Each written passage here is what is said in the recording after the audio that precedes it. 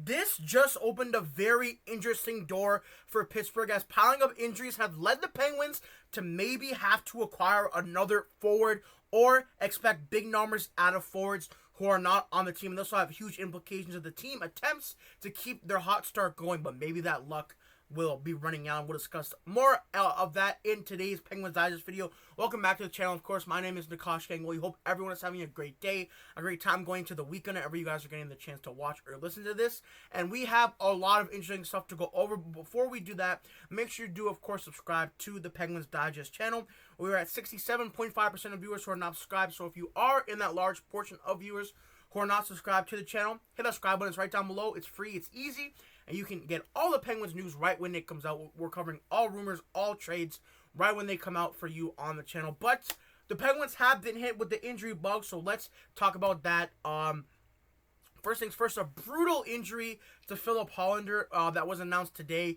He had been having a solid, I guess, technically rookie season with the Penguins. Again, Dan Muse. So, of course, he's out 3 months with a blood clot in his leg, and Dan Muse said it's terrible. At the same time, though, when something like this comes up, it goes way beyond hockey. This is about the person. And, of course, we are just hoping for the best health for someone like Hollander, and it is super important that he just comes back as healthy as he can, because a blood clot could, not even be a hockey career-threatening injury, but it could be something that does impact their life, of course. So, while we do want Hollander back on the ice soon, it is, of utmost importance that his overall health as well, and he can just continue, living a healthy life outside of the game. So, Dan Muse, I think, nailed it on the head there, just talking about it. But, again, we are the hockey channel, so we do have to talk about how this is going to impact the team. The Penguins have had a ton of injuries. Obviously, sorry if I froze there, but the Penguins have had a ton of injuries going on, of course. So, Pittsburgh Penguins injuries and expected timelines. This is a laundry list of injuries right now. Filip Hollander, 3+ months, again, the most recent one. Caleb Jones, who's been okay on the back end, 6 weeks. Ricard Raquel, huge, being that first line left wing, 6 weeks as well. Justin Brazeau, was leading the league in goal scoring at a time. He is at 4 weeks. Noah Chari, 3 weeks, fourth line player who's been solid.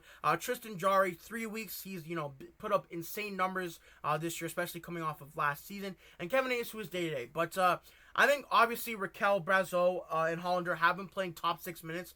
Those are huge injuries to them. Caleb Jones and Noah Chari, again, have been kind of regulars for the team, but they are, I guess, replaceable by AHL clubs or, just players they have on the outside looking in.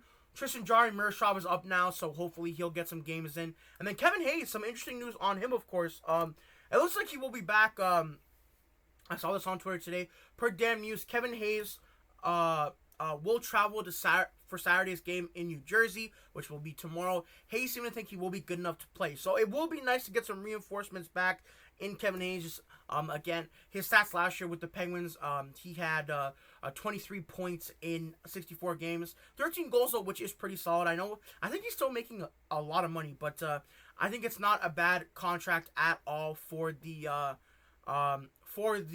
Pittsburgh Penguins, just because they have so much cap space. Again, I know he might be making a lot, but I think at the end of the day, just getting some reinforcements. An NHL veteran, again, has played for so long in the league. Was started off in New York pretty well. Again, obviously his point production has dropped off. Like, at one point he was like a 40-50 point guy, but now he's down to 23 points in 64 games. So I think he could be a super good contributor still, with them missing a lot of players out of the lineup. So that is something I did want to talk about in terms of players who are still on the team. But a big rumor going around is Jordan Kyrou of the St. Louis Blues, who I really want to touch on. I know we've been talking about the Penguins as a team that has been, a seller. They're going to trade everyone. But if someone like Jordan Kyrou is available, maybe you do trade for him. Kyle Dubas has super strong ties to Doug Armstrong in St. Louis. I believe he's still the GM there, of course. He made a lot of trades with him in Toronto. Obviously, Kevin Hayes, former St. Louis Blue. Maybe there's a connection there. But the Blues are expected to scratch Jordan Kyrou.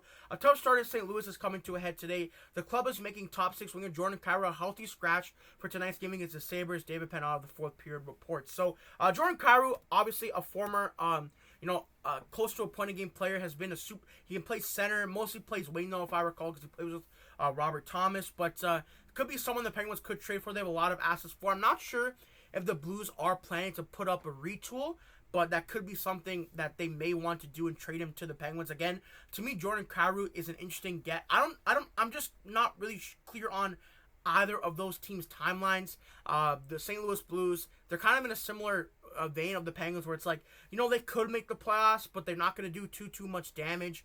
And the Penguins, who are off to a hot start, who knows if they can continue it with all this bad injury luck hitting them. And they were, getting good shooting percentages, good goaltending. But again, Crosby leading the league in points, of course, which is huge. Or in goal scoring, one of the two. I can't remember this second, but I think that could be something to look at. Is someone like a Jordan Kyrou, who's younger. I believe he's signed. He has a contract, and can put up some goals, put up some assists. So, and St. Louis scratching him. I don't know if it's to, get the team to get going. Like, come on, guys.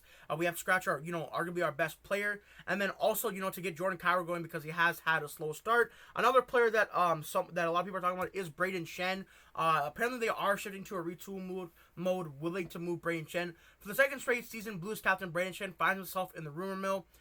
This time the discussion is being drummed up earlier on as St. Louis faltered out of the gate to a 5-8-2 start. So Brayden Schenn was in trade rumors all year last year, pretty much. And he didn't get traded because the Blues, they became good. And it never really made sense for them to trade him because he was playing super well and they were trying to make the playoffs. But if their plan is to not make the playoffs and trade someone, Brayden Schenn could be that guy. He can play center. He can play wing on the team. I don't know. Again, he's a little bit older, so maybe if Dubas thinks the team can make the playoffs, they will go trade for someone like Brayden Schenn. But I think it does make sense to go to a more veteran team that does need a center. I could see, like, the Florida Panthers maybe looking more at Brayden Schenn with Alex Barkov being out. The Toronto Maple Leafs could use some more depth down the middle. Even the Edmonton Oilers, just to list out a few teams. Because the Leafs were highly interested in Schenn last year, of course, which didn't happen. So, to me, this one makes less sense than the Kyrou one. The Kyrou one does make more sense because he's younger. I think he's a player Kyle Dubas does like, a super skilled player.